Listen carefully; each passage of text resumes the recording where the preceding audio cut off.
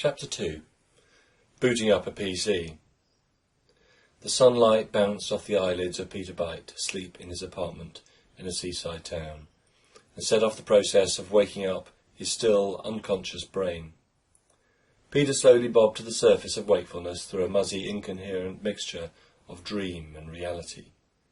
He became aware of an arm lying under him, but as he rolled over he realised that the arm was his own. His right hand picked up the numbed limb and placed it to one side. He trusted that it would, like him, begin the process of waking soon.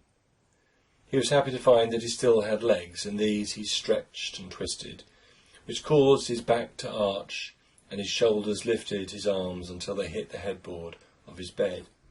The hand at the end of the numbed arm fell heavily on his face, which sped up the phases of waking up.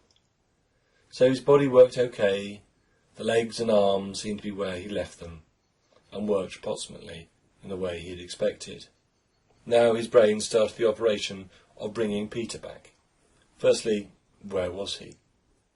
He'd been dreaming the usual dream of being in I don't know, but as his eyes adjusted to the light and fed him the details of his messy room, the first emotion of the day hit him: sadness.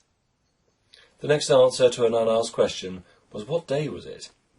Slowly, as Peter picked at a crust in the corner of his eye, the shape of Saturday formed, first of the month, and a rent day. This meant he had to get up and out before the landlord asked questions about the last 5 weeks' money. But there was something else, a memory that hovered outside and refused to come in. But Peter had a more immediate morning need, though before he ventured to the bathroom he needed his underpants. To remember something, your brain takes a number of steps. Firstly, where is the memory? What are the connections that identify its location? Is the memory there? Can you find it? Are the links strong? Then the memory needs to be called. The visual memories are stored near the part of the brain that created them, the visual cortex, while emotional ones are stored near the part of the brain that manages emotional experiences. The structure of the memory mirrors the shape of the neurons that would have experienced the event in the first place. Parts of the memory are stored throughout the brain, which is why you sometimes remember initially only a bit of it, someone's face but not their name, that you need your keys but not where you left them. So Peter didn't remember where he got undressed for bed, as it had not been encoded as long-term memory, but had been discarded from short-term memory when he had fallen asleep. There were the underpants. They lay on the floor next to the bed. Once decently clothed, he made his way along the landing and returned a few minutes later. The other memory was more complex, as it was made up of a mixture of emotion and images. By the time Peter was on his second cup of tea, he had fully woken up and looked out of the window. His eyes found the small section of shoreline that could be seen from his apartment. The sight recalled a memory. He caught his breath.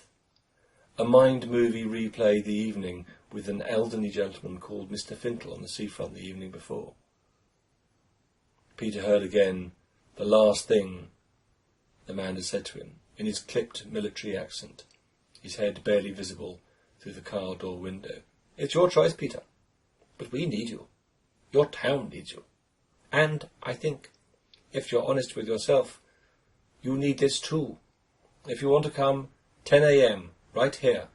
If not, then not. But do sleep on it, dear chap." The car had slowly moved off.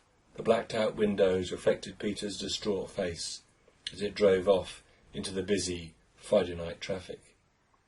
Peter had a surge of panic and looked for the clock on the cooker. After the meeting, Peter had gone out with his surfing buddies, visited all the usual haunts, looked for a reason to stay, an excuse to leave. He knew that he was going to say yes to Fintel, but that didn't make the decision any easier. He knew that there were people in I don't know that didn't want him there.